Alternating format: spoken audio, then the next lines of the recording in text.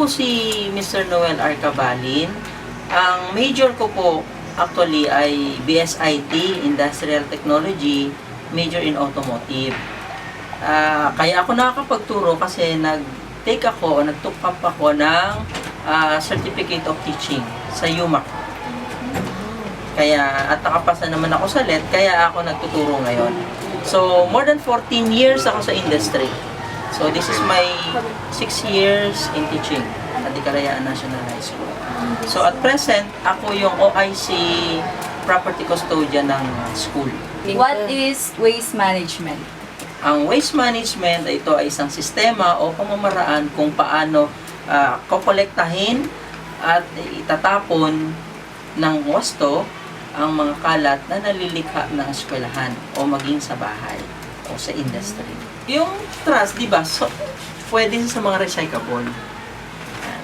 So, yung katulad ng sinasabi nga ninyo na ang garbage ay usually mga kitchen waste na sa amin, sa sistema namin, ay nako-convert pa rin namin into a useful way. So, mamaya, makikita ninyo kung paano ang garbage ay maaari pang pakinabangan. And what are the common methods of waste disposal? Basically, especially here in Metro Manila, merong ang gobyerno ay merong sistema ng pagkokolekta kung saan may mga empleyado or kaya ay meron silang mga affiliated companies na nagko-collect ng basura natin in schedule manner. So may mga nakaschedule sila, Monday, ano ba ang kukunin, Tuesday, so binubukod-bukod nila. So may pagbubukod-bukod na mga basura depende sa mga klase nito. What is your goal for this project? Basically, ang aming hangarin sa project namin na ito, una, i-educate ang aming mga estudyante kung paano itatapon o pangangalagaan ang ating kapaligiran sa pamamagitan ng tamang pagtatapon o tamang paghanap ng paraan na ang mga basura ay maaari pang maging kapaki-pakinabang. What is your general objective? Ang aming general objective ay makatulong sa pagpe-preserve ng kalikasan, lalo na sa pagtatapon o sa pag-preserve ng ating nature. At isa sa mga pamamaraan namin ay pagpaparami ng mga halaman. Ganyan din naman, meron po kami mga alagang mga isda dito sa amin. What is the importance of it? Mahalaga siya sapagkat tayo namumuhay sa iisang mundo. Iisang mundo na kapag ito'y nasira, mawawala na rin tayo.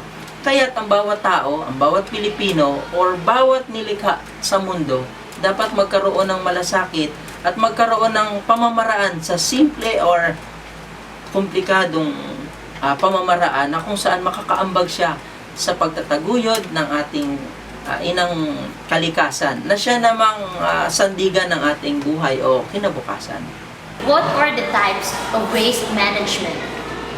Are types of waste management. First is the solid, liquid, organic, and the hazardous types. First is the liquid type. These waste can come in non-solid form. It includes point source and non-point source discharges such as stormwater and wastewater. The second is the solid type. This type is any garbage, refuse, or rubbish that we make in our rooms and other places. The third one is the hazardous type. Organic waste comes from the plant or animal resources. So we have 4 types of waste management. What are the sources of waste management? Garbage or trashes that came from the households, schools, office, and other public places. It includes everyday items like cans, plastic bottles, broken furniture, and many more. The second one is the medical or clinical source of waste. It refers to the waste produced from health facilities like hospitals. The items included here are the surgical items, bloods, and body parts. The sources of waste are municipal, medical and clinical, and agricultural sources of waste. Those are the sources of waste management. That's it. What is waste recycling? Recycling is processing used materials into new and useful products. Waste items that are usually recycled includes paper waste. Paper waste items includes books, magazines, newspapers, cardboard boxes, and envelopes. Glass waste. All glass products like broken glasses, beer, and wine glasses can be recycled. Aluminum waste. Cans from soda drink, tomato, and fruit cans can all be recycled. Recycling helps protect the environment. This is because the recyclable waste materials would have been burned or ended up in the landfill. Pollution of the air, land, water, and soil is reduced. What are the effects of waste and poor waste disposal? In environmental effects, we have surface water contamination, soil contamination, and pollution. In surface water contamination, this will all affect ecosystem in the water. It can also harm animals that drink from such polluted water. In soil contamination, it is where the hazardous chemicals get into the soil and can harm plants, and when they take up the contamination through the roots. And lastly, in pollution, it is the bad waste management that can result in land and air pollution. It can cause respiratory problems and any other adverse health effects that is observed from the lungs.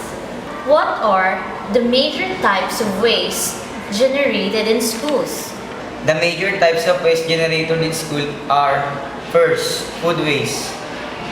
Yung food waste po is yung mga tira-tira pong pagkain na tinatapon natin po sa basurahan po. Ano nga rin po, ako po, kumain po ako sa sanding po dyan sa baba at hindi ko po kayang ubusin yung pagkain na, at syempre hindi ko naman po pwedeng ibigay yun sa mga tao kasi po minsan may kagat na po. Kaya itatapon na lang po siya sa basurahan. Pangalawa po yung plastic. Alam naman po natin na kaisang lugar sa mundo ay meron mga nakakalat na plastic sa ating kapaligiran at ito ay nakakadulot o nakakasama sa ating kapaligiran. Pangatlo, papel po.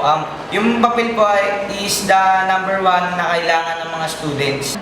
At marami pa pong iba katulad ng stationery items, pencil sharpenings, aluminum foils, and floor sweeping.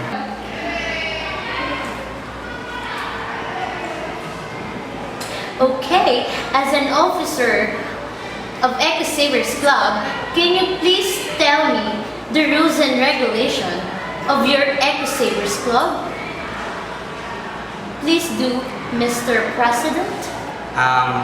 Ang Eco Savers Club po, ang layunin po talaga ng club namin ay panatilihing malinis yung buong paaralan. Kasi po yung school po namin is third best implementer of Eco Savers. Wow. Gusto po ng school namin at ng aming advisors na mas mapakalat at mas mapangalagaan ang ating inang kalikasan po dahil alam naman po natin na yung inang kalikasan po natin ay malapit na pong masira o mawala dahil po sa mga maling gawain ng mga tao. Una po, sa aming pong rules and regulation, ang pinakauna po doon is be active. Kasi po, hindi po magiging epektibo ang club namin kung kami po ay hindi mga active na officers and members. Pangalawa po is be an eco-friendly. Pangatlo po is yung be an eco-police po.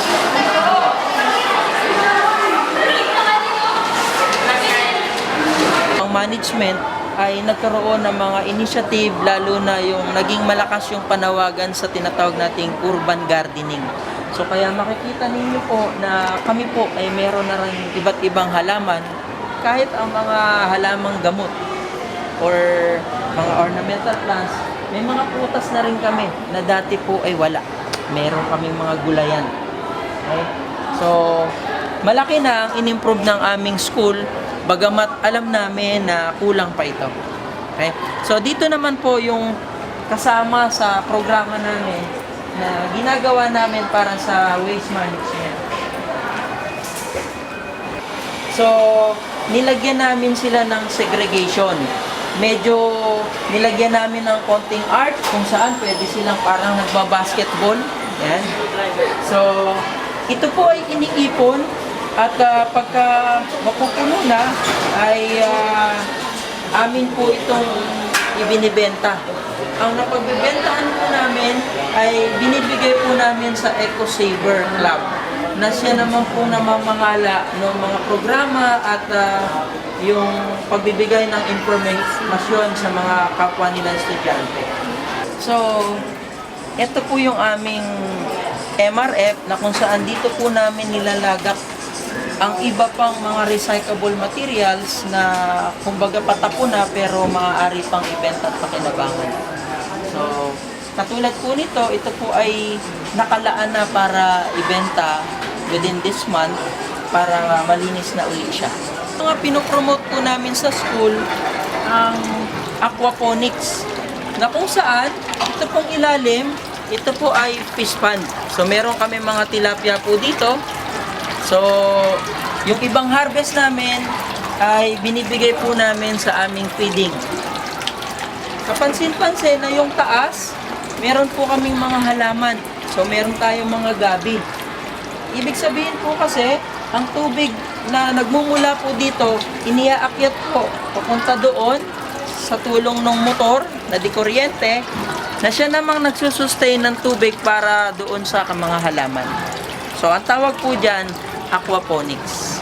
Sama po dito ay vermicomposting. So, sa ilalim po nitong lupa na to, dito po nilalagay namin yung mga garbage namin, yung mga kitchen waste namin, yung mga dahon ng aming halaman na nalalaglag pag after iwalis, napupunta sila dito. So kung saan, yung pinakadumi po ng vermi, katulad po nito, ang texture na to, yan po yung nagsisilbing abono. So organic fertilizer po yan sa aming mga tanim. So marami po mga bulati dyan sa ilalim po nito. Tulad po yan. So usually po, kaya siya naka-block, naka-segregate po sila, sapagkat katulad po nito, for harvest na to, kaya makapansin nyo, medyo tuyo na yung texture niya, for harvest na to. So, tinatanggal namin yung mga division na yan, kapag for harvest na, para doon lilipat sila sa pre-prepared namin. So, katulad nito, ito po yung bagong prepared. So, nandito yung mga waste, habang kinocompose pa sila, ibig sabihin, habang binubulok, naka-isolate siya. So, nandyan yung mga katulad po nito.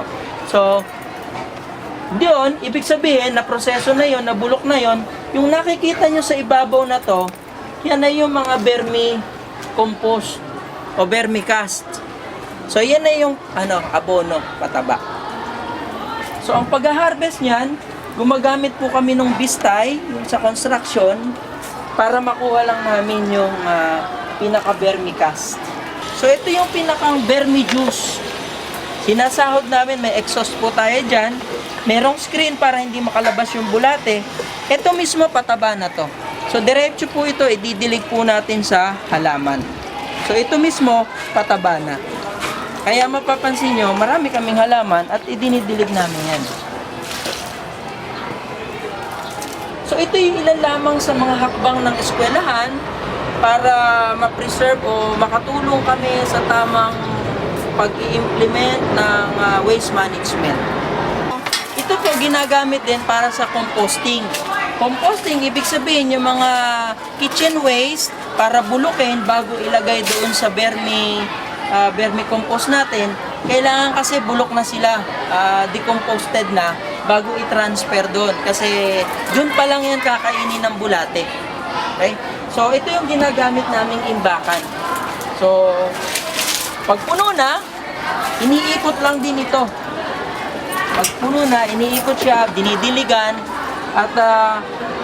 at least 30 days composed na siya, o composted na siya, na-transfer doon for another 30 days. 30 days, harvest na. Ang tawag dito ay self-irrigated planting. O kumbaga, sana yung meron siyang tubig yan sa ilalim. So, hindi na siya kailangang diligan. Kasi, ng araw-araw. Kasi meron siyang pondong tubig. Kaya may ganito. Okay? Dito rin namin nilalagay yung vermi. Okay?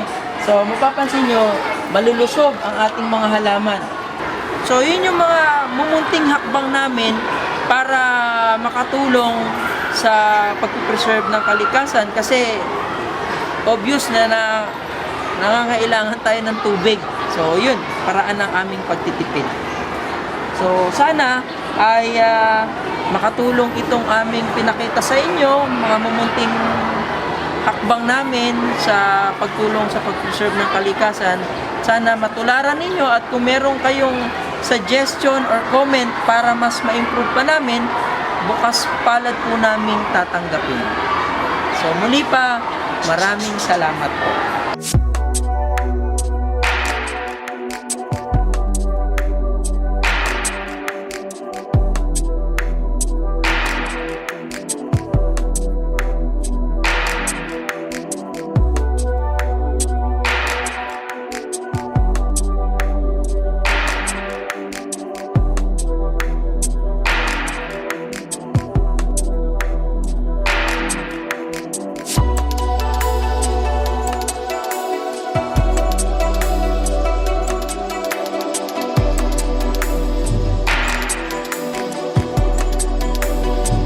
Uy, meron naman tong ano, dapat din ka pa nagtatapon.